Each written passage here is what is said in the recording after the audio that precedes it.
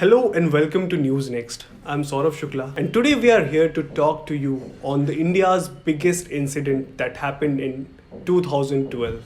Yeah, the date was 16 December 2012, which was 8 years back, and today still we are waiting for justice to come. We have the convicts, but we don't have a strong law to hang them till death. The verdict has been passed, but still we are waiting for justice. Is there any delay? Is the convicts are misusing their legal rights on those matters? We today here are with advocate Anshuman Singh, who is a lawyer in Patna High Court, and he also appears in public interest litigations in social and other criminal matters. Sir, Nirbhaya case, it has been, we are covering since 2012, but still we haven't got any justice in this matter. Lots of eyes are waiting. Why is this delay, sir? And is the delay intentional? Are the our constitution have given them enough power to misuse it? I think before I proceed to answer your question, let me take this opportunity of first expressing myself on the heinous crime that happened on the 16th of December 2012. To my mind and to the minds of wisdom, rape is one of the most heinous crimes, and it is not just an assault on the physicality of the woman, but it is a complete injury and invasion of the dignity of the woman itself. And therefore, I am certainly of the firm belief that crimes as heinous and brutal as rape should not be dealt casually. Coming to the question whether the intentional delay is being devised by the convicts, or rather, are the convicts trying to take advantage of the law that is given to them? The assertive answer, and perhaps the emphatic answer to that, would be yes. The law of this country is such that it is based on the presumption of innocence, and therefore it gives all people, accused and convicted also, many rights. As we have seen in this case of the Nirbhaya case, a number of appeals have been filed. The Delhi High Court had passed a verdict against that. An appeal was filed. Again, eventually the President rejected the mercy petition of one of the convicts, to which again a curative petition was filed in the Honorable Supreme Court of India.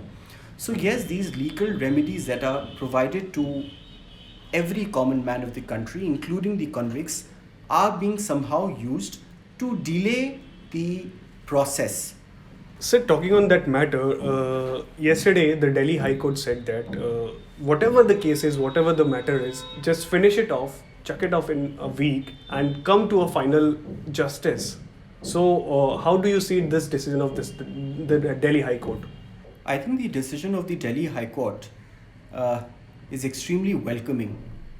Justice Suresh Kaith had on Wednesday, the 5th of February 2020, passed a verdict saying that it seems that the conduct of the convicts is such that they seem to be delaying and frustrating the process of the court by using delaying tactics.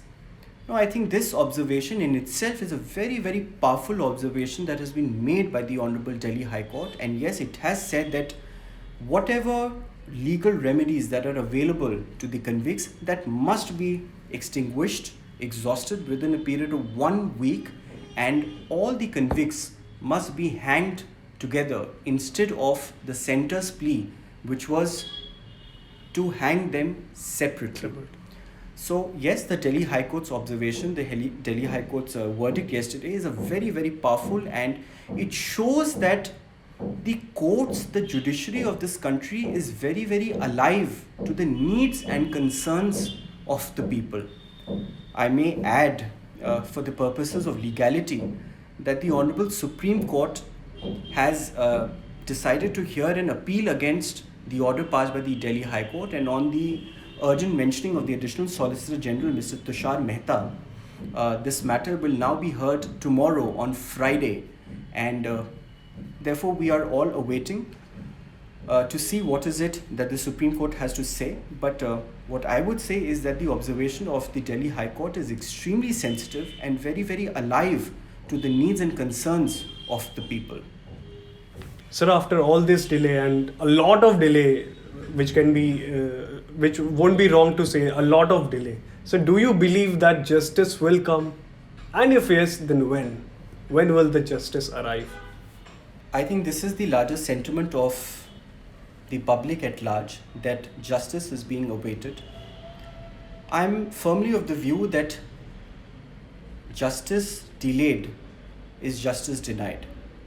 And yes, in something as sensitive as this, perhaps the courts could have been more vigilant in activating or expediting the whole process. But nevertheless, be that as it may, I'm extremely optimistic and confident that justice will be delivered. I am being reminded of an observation which I'd like to share with the viewers of the Supreme Court, wherein in one of the judgments way back in the year 1982, in the case of Randhir Singh versus Union of India, the then Justice Chinnappa Reddy had said that the courts must redeem their constitutional pledge and the hands of justice must extend as much to the pavement dweller as much to the five-star hotel guest. So, this Honorable Supreme Court of India has been always very, very alive, very sensitive to the needs, the concerns of this country, and I'm extremely sanguine with the millions of people of this country that justice will be delivered. Yes, justice may have been delayed, but it will certainly be delivered.